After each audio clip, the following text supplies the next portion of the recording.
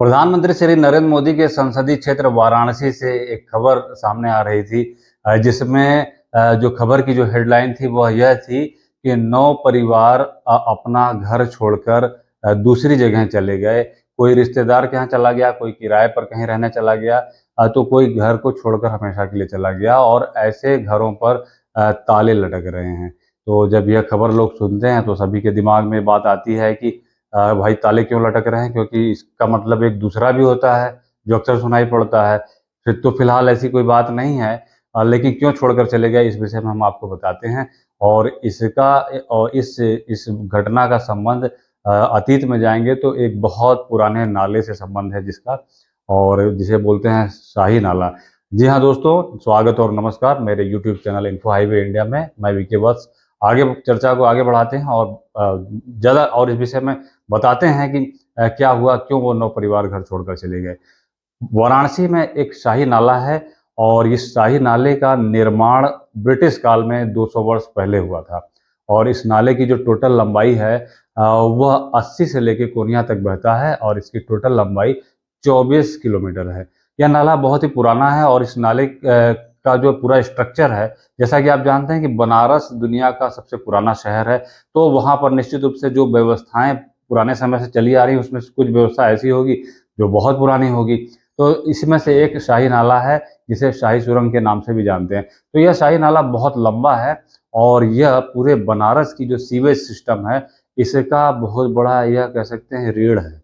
और इसी कारण पूरा जो सीवेज सिस्टम है वाराणसी का इस पर डिपेंड रहा है। लेकिन क्योंकि नाला बहुत पुराना है और जिस समय नाला ये बना था उस समय वाराणसी की जो टोटल आबादी थी वह 1,38,000 थी और आज आबादी 38 लाख है। मतलब समझ सकते हैं कितना अंतर आ गया। तो फिर वापस आते हैं क्या हुआ। तो ये जो नाला है, इस नाले की साफ सफाई का काम चल रहा था और साफ सफाई के काम में कई जगह नाला धंस गया था। नाला काफी पुराना है और यहाँ तक कि कहीं कहीं तो पता तक नहीं चलता कि यह नाला था भी क्या या नाला यहाँ से गया भी है क्या। तो इसकी जानकारी के लिए वाराणसी की जो सीवेज इकाई सिस्टम है उसने जापान की इंटरनेशनल कोऑपरेशन कंपनी की सहायता ली, जिसने रोबोटिक कैमरे के माध्यम से इस नाले का पूरा निरीक्षण किया और इसकी लंबाई और इसकी स्थिति के बारे में बताया, और जिसके लिए 90 करोड़ रुपए मंजूर हुए थे। तो ये जो नाला है, इस नाले पे जो मकान पड़ते हैं और उसमें जहाँ साफ सफाई की जा रही है, तो उसमें से ये जो 9 मकान हैं यह उस साफ सफाई की जद में इस तरीके से आ गए कि उनकी पूरे मकान का स्ट्रक्चर ही हिल गया साफ सफाई के कारण। और जब स्ट्रक्चर हिल गया तो उसमें कई जगह भयानक दरारें आ गई। लगातार आप घटनाएं देख रहे होंगे कि अभी मुंबई में एक बहुत पुरानी इमारत लोगों की आंखों के सामने धड़धड़ा कर गिर गई थी बारिश की वजह से। तो वाराणसी में एक बहुत बड़ी समस्या रहती है। सीवेज सिस्टम पर काम तो हमेशा चलता है लेकिन काम का परिणाम कभी ढंग से नहीं दिखाई देता। लोग यही कहते हैं कि काम चल रहा है, 2017 से सीवेज सिस्टम पे काम चल रहा है। जल निगम के तहत जो गंगा सफाई, गंगा संरक्षण से संबंधित जो काम होता है कि सीवेज सिस्टम जो है कि पानी को साफ किया जा सकता, फिर गंगा में उतारा जा सकता है, इस पे जो काम होता है, काम तो बहुत दिखता है काम होते हुए, लेकिन काम का परिणाम शून्य जैसा ही दिखाई देता है। सड़क पर बारिश होती है, पानी आ जाता है। तो इस तरीके की जो प्रॉब्लम हो रही थी, इसको हल करने के लिए जब साफ सफाई की गई तो वे मकान जो हैं वो उनकी स्थिति सफाई के कारण ऐसे लगने लगी जैसे वो ढह जाएंगे। अब जब जिस मकान में जो परिवार रहते हैं, अगर उस मकान में जान माल की सुरक्षा ना हो तो कभी कोई नहीं रहेगा। और भी बहुत से कारण होते हैं, लोग मकान छोड़ के चले जाते हैं कि उस एरिया में उनकी जान सुरक्षित नहीं, उनका समुदाय सुरक्षित नहीं।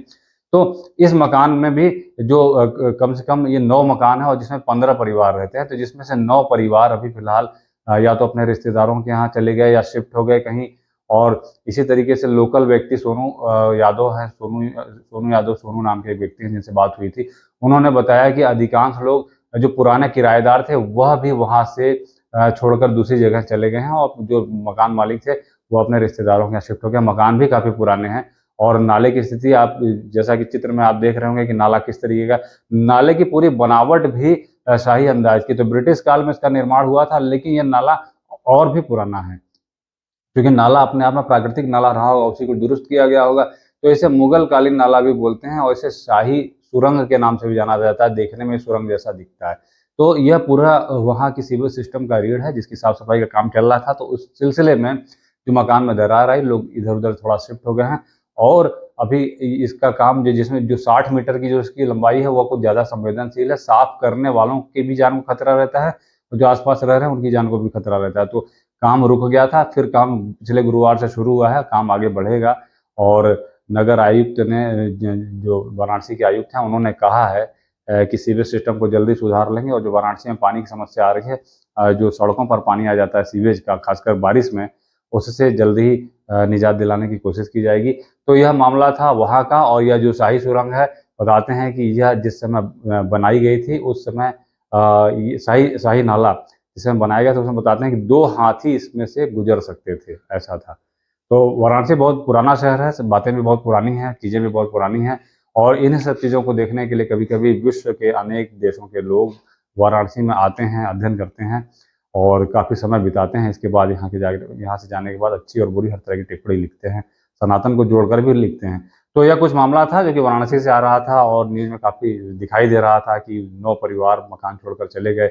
लेकिन जब बात आती है कि 9 परिवारों के घर पे ताले लग गए और जो परिवार घर छोड़ के चले गए, वो भी मोदी जी के संसदीय क्षेत्र में, तो बात लोगों के दिमाग में एक ही आती है। खैर वो बात नहीं है, तो चिंता के कारण लोग जानने की कोशिश करते हैं। तो उस विषय में हमने सारी जानकारी प्रस्तुत की है और इस नाले की साफ सफाई का काम चल रहा है। फिर आते हैं कुछ ऐसी आ रही ट्रेंडिंग अपडेट्स के साथ। तब तक के लिए धन्यवाद, नमस्कार, वंदे मातरम।